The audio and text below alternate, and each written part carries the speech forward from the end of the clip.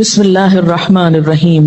اس سورت کی پہلی 10 آیات کے بارے میں حضرت عمر رضی اللہ تعالی عنہ روایت کرتے ہیں کہ جب آپ صلی اللہ علیہ وسلم پر وحی اترتی تو آپ کے چہرے کے آس پاس شہد کی مکھی کی سی گنگناہٹ جیسی آواز آنے لگتی۔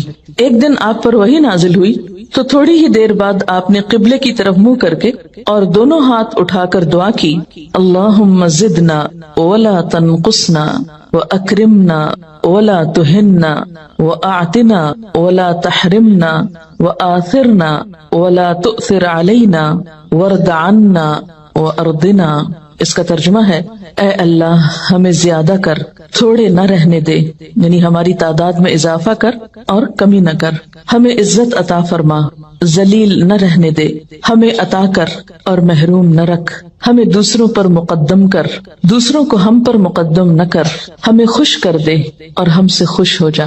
اس دعا کے بعد آپ نے فرمایا، مجھ پر 10 آیات نازل ہوئی ہیں، جو ان پر عمل کرے گا جنت میں داخل ہوگا۔ اور پھر آپ صلی اللہ علیہ وسلم نے قد افلح المؤمنون سے لے کر 10 آیات پڑھی۔ اسے ترمذی نے روایت کیا ہے۔ اسی طرح نسائی نے کتاب التفسیر میں یزید بن بابنوس سے نقل کیا ہے کہ انہوں نے حضرت عائشہ رضی اللہ تعالی عنہا سے سوال کیا کہ رسول اللہ صلی اللہ علیہ وسلم کا اخلاق کیسا اور کیا تھا؟ انہوں نے فرمایا، آپ کا خلق یعنی طبعی عادت وہ تھی جو قرآن میں ہے، اور اس کے بعد یہ 10 آیتیں تلاوت کر کے فرمایا، بس یہی خلق اور عادت تھی رسول اللہ کی صلی اللہ علیہ وسلم۔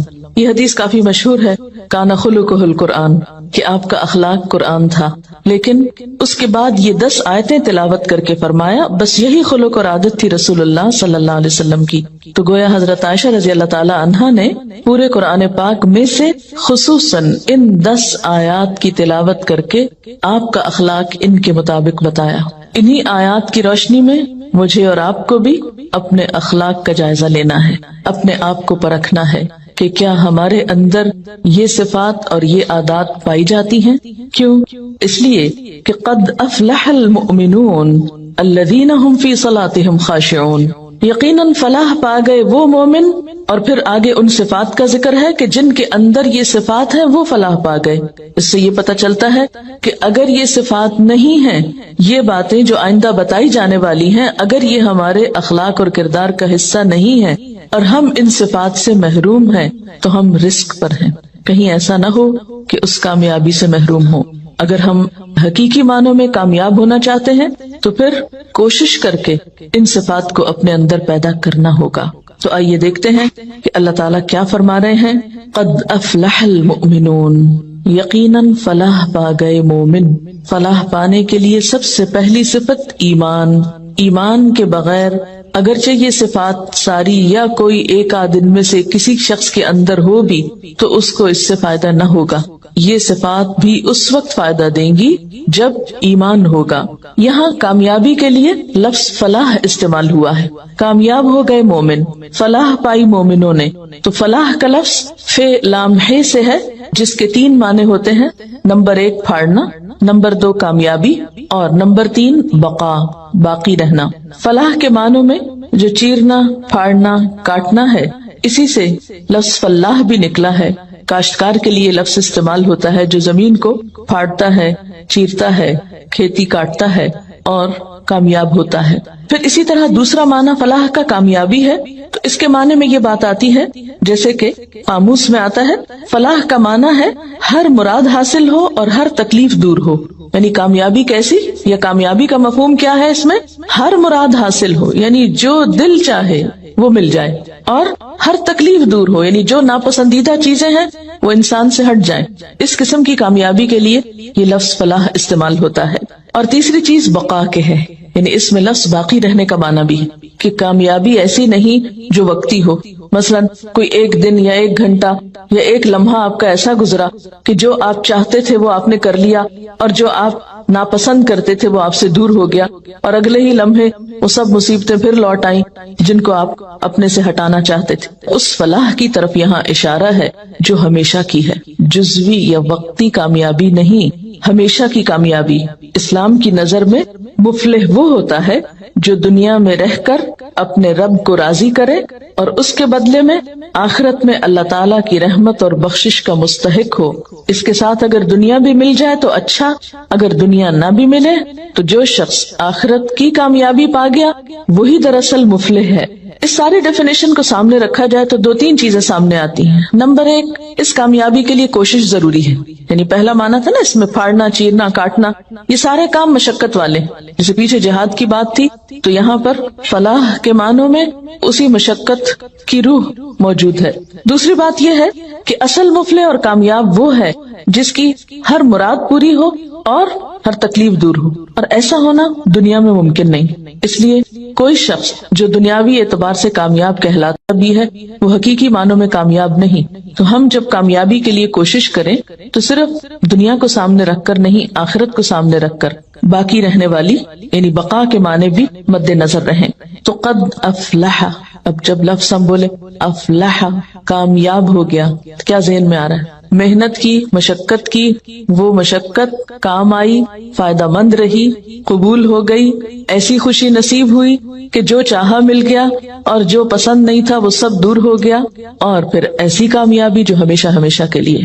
قد افلح، بامراد ہو گیا، اپنی منزل کو پا گیا، ہمیشہ کی خوشیوں کو پا گیا۔ کون؟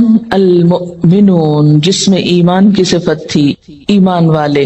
اور ایمان بھی یہاں صرف زبانی اقرار کا نام نہیں، اسی لیے مؤمنون کی ساتھ جو صفات بتائی جا رہی ہیں وہ کچھ تمناؤں اور آرزوؤں پر مشتمل نہیں یا محض باتوں پر مشتمل نہیں، بلکہ اس میں محنت ہے، مشقت ہے، کوشش ہے۔ تو پہلی صفت جو بتائی گئی وہ کیا ہے؟ الذین ھم فی صلاتہم خاشعون، وہ لوگ کامیاب ہیں جو اپنی نمازوں میں خشوع رکھتے ہیں، خشوع اختیار کرتے ہیں۔ خشوع کا لفظ خ شین عین سے ہے جس کا معنی ہے سکون۔ ایسی نماز جس میں سکون ہو، دل کے اندر بھی اور ظاہری حرکات میں بھی، یعنی دل میں اللہ کا خوف ہو، اللہ ہی کی محبت ہو، اللہ کی طرف دھیان ہو، اور دل کے اندر یہ احساسات اتنے گہرے ہوں کہ انسان کے ظاہری رویے میں بھی نظر آ رہے ہوں، اس کے اعضاء پر بھی ان کا اثر ہو۔ پھر خشوع کا معنی کسی کے آگے جھک جانا، دب جانا، عاجزی اور انکساری کا اظہار کرنا بھی کیا گیا ہے۔ تو گویا خشوع کا لفظ آتے ہی دل میں پہلا خیال کیا آنا چاہیے؟ سکون، ٹھہراؤ، ریلیکس، عاجزی، جھکاؤ۔ اسی لیے ہم دیکھتے ہیں کہ حضرت مجاہد کہتے ہیں کہ نظر اور آواز کو پست رکھنے کا نام خشوع ہے۔ حضرت علی رضی اللہ تعالیٰ عنہ فرماتے ہیں کہ دائیں بائیں التفات یعنی گوشہ چشم سے دیکھنے سے بچنا خشوع ہے، یعنی نماز میں کھڑے ہو کر دائیں بائیں نہیں دیکھنا، ادھر ادھر نہیں دیکھنا، اور آنکھوں کے کناروں سے بھی نہیں دیکھنا۔ جو اس سے بچ جائے گویا وہ خشوع کی حالت میں ہے۔ حضرت عطا فرماتے ہیں کہ بدن کے کسی حصے سے نہ کھیلنا خشوع ہے، یعنی نماز میں بے وجہ کھجانا، کپڑے ٹھیک کرنا، ہلنا جلنا، آگے پیچھے ہونا، کبھی ٹانگ اٹھانا، کبھی انگلیاں مروڑنا، کبھی کچھ کرنا، کبھی ایک ٹانگ پہ بوجھ ڈال کے کھڑے ہو جانا، یہ سب چیزیں خشوع کے خلاف ہیں۔ حضرت ابو ذر رضی اللہ تعالی عنہ سے روایت ہے کہ رسول اللہ صلی اللہ علیہ وسلم نے فرمایا، اللہ تعالیٰ نماز کے وقت اپنے بندے کی طرف برابر متوجہ رہتا ہے جب تک وہ دوسری طرف التفات نہ کرے، یعنی بندہ جب رب کی طرف متوجہ رہتا ہے تو رب بھی بندے کی طرف متوجہ رہتا ہے۔ جب وہ دوسری طرف التفات کرتا ہے یعنی گوشہ چشم سے دیکھتا ہے تو اللہ تعالیٰ اس سے رخ پھیر لیتے ہیں، یعنی آپ کا دھیان اگر اللہ کی طرف رہا تو اللہ کی توجہ بھی آپ کی طرف، جو ہی آپ نے ادھر ادھر منہ کیا، توجہ کی، اللہ نے بھی اپنا رخ پھیر لیا۔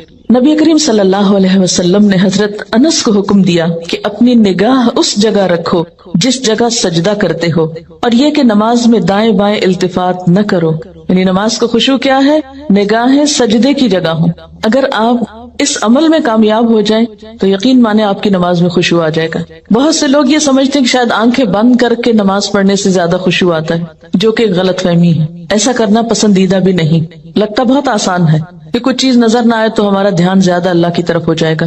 جو لوگ آنکھیں بند کر کے پڑھتے ہیں وہ آنکھیں کھول کر سجدے کی جگہ دیکھنا شروع کریں. اس میں یہ ہوتا ہے نا کہ جب ہم بچپن سے ایک طریقے پہ نماز پڑھ رہے ہیں, کبھی کسی نے ہمیں ٹوکا نہیں, کیونکہ ہم سب سے زیادہ مائنڈ اس وقت کرتے ہیں جب کوئی ہماری نماز کی اصلاح کرنا چاہے. عام طور پر اگر آپ لوگوں کو کسی بھی چیز سے روکیں تو وہ اتنا نہیں برا مناتے, لیکن اگر نماز کے بارے میں تھوڑی سی بات بھی کر دے تو ہائپر سینسیٹیو ہوتے ہیں, غصہ کرتے ہیں. کیوں کہا؟ مثلا کسی نے اگر دوپٹہ باریک لیا نماز میں تو اسے روکا جائے کہ نہیں یہ ٹھیک نہیں, یا اگر ٹخنے ننگے ہو رہے ہیں اور بتایا گیا, یا یہ کہ نماز کا طریقہ درست نہیں, اگر اس میں کسی نے تھوڑی سی بھی مداخلت کر دی تو ناقابل برداشت. تم ہوتے کون ہو مجھے کچھ کہنے والے؟ اس لیے عموماً لوگ اپنی عزت بچانے کو دوسروں کو چھوڑ دیتے ہیں. ٹھیک ہے جو چاہیں کریں, پھر کیا ہو سکتا ہے جب کسی کو خود پرواہ نہیں, جب کوئی خود اپنی اصلاح نہیں چاہتا تو آپ کیا کر سکتے ہیں کسی کے لیے؟ اور بعض اوقات انڈائریکٹلی 20 بار سمجھانے کے باوجود بھی لوگ اپنا طرز عمل نہیں بدلتے. تو یاد رکھیے کہ جب تک طریقہ درست نہیں ہوگا خشوع نہیں آئے گا. تو خشوع لانے کے لیے نمبر 1 کہ سنت کے مطابق نماز پڑھنے کی کوشش کریں, اور اس میں سجدے کی جگہ پہ دیکھنا شروع کریں. نماز میں حرکت کم کریں. اگر آپ کسی کو خشوع کے ساتھ نماز پڑھتے دیکھیں تو آپ دیکھیں گے آپ کی نماز میں بھی آئے گی, یا آپ کے پاس اگر کوئی کھڑا ہو تو اس سے بھی آپ کو فائدہ ہوگا. لیکن اگر آپ واقعی چاہتے ہیں, کیونکہ اس تدبیر نے مجھے بہت زیادہ فائدہ دیا ہے, آنکھیں بند نہیں کرنی, آنکھیں کھلی رکھنی ہے, لیکن مسلسل سجدے ہی کی جگہ پہ دیکھنا ہے, ادھر ادھر نہیں دیکھنا, اور کم سے کم حرکت, ہلنا نہیں ہے. یہ 2 کام آپ کر لیں تو اندر بھی ٹھہراؤ آئے گا. اسی لیے خشوع کا معنی سب سے پہلے میں نے آپ کو سکون والا بتایا, سکون. اور جو اس طرح نماز پڑھے اس کی نماز کے بعد بھی اس کو ایک خاص سکون نصیب ہوگا. ہم نماز پڑھ کے بے چین اٹھتے ہیں بعض اوقات, کیا پڑھا, کبھی رونے بھی بیٹھ جاتے ہیں, کوئی فائدہ نہیں. یہ رونے دھونے سے کوئی زیادہ فائدہ نہیں ہے, یہ ایک لیم ایکسکیوز ہوتا ہے. رو کے اپنے آپ کو ہم خوش کر لیتے ہیں کہ ہم رو لیے, بس ندامت کے آنسوں نے سب غلطی دھو دی. ٹھیک ہے, اس سے دھل جاتی ہے غلطی, لیکن غلطی کی جب تک اصلاح نہ ہو تو محض رونا فائدہ نہیں دیتا, یا محض ندامت فائدہ نہیں دیتی. تو اس لیے 2 چیزوں پہ خصوصی توجہ کرنی ہے اگر چاہتے ہیں خشوع آئے. تو یہاں پر اللہ تعالیٰ فرماتے ہیں کہ صرف نماز پڑھنا ہی کافی نہیں, بلکہ نماز میں خشوع ضروری ہے. کس کے لیے؟ کامیابی کے لیے. اسی لیے آپ دیکھیے کہ ایسی جگہ پر نماز پڑھنے کو کہا گیا ہے جہاں زیادہ آس پاس موومنٹ نہ ہو. مردوں کے لیے تو بہت ہی اچھا چانس ہوتا ہے کہ مسجد میں چلے جائیں, مسجد میں سبھی نماز پڑھیں, کچھ اور تو وہاں ہو نہیں رہا ہوگا, تو اس میں خشوع پیدا ہونے کا ایک قدرتی ماحول ہوتا ہے. لیکن عورتوں کے لیے کیا پسندیدہ ہے, جیسے حدیث میں آتا ہے کہ گھر کے اندر والے حصے میں, یعنی جتنا عام ایکٹیویٹی والے حصے کو چھوڑ کر آپ الگ تھلگ ہو کر نماز پڑھیں اتنا ہی اچھا ہے. تو جب ہم سکون کے فارمولے پہ عمل کریں گے تو لازمی طور پر پھر ہم نماز میں کچھ اور چیزوں کا بھی خیال رکھیں گے جو عموماً دیکھا گیا ہے کہ لوگ ان کا خیال نہیں رکھتے. تو کن چیزوں سے پھر بچنا ہے؟ مثلاً نمبر 1 ہلنا نہیں, نمبر 2 مختلف سمتوں میں جھکنا نہیں. کیسے؟ یعنی کہ کبھی دائیں ٹانگ پہ کھڑے ہو جائیں, کبھی بائیں ٹانگ پہ کھڑے ہو جائیں, یہ نہیں کرنا. ٹھیک ہے, اگر شروع میں آپ کو بہت لمبی نماز کی عادت نہیں تو مختصر پڑھنا شروع کریں, لیکن ہلے بغیر. کپڑوں کو بار بار سمیٹے نہیں, نہ ان کو جھاڑیں. ایسا دوپٹہ یا ایسا لباس نہیں پہنے کہ جو بار بار گرے اور بار بار آپ اس کو سمیٹنے میں مصروف ہوں. پھر اسی طرح جائے نماز کو درست طریقے پہ بچھائیں, یہ نہیں کہ نماز کے بیچ میں ہی آپ اسے ٹھیک کرنا شروع کر دیں. ایسی جائے نماز پہ کھڑے مت ہوں کہ جو ہر دفعہ میں اکٹھی ہو جائے اور ہر دفعہ میں آپ اس کو سیدھا کر رہے ہوں.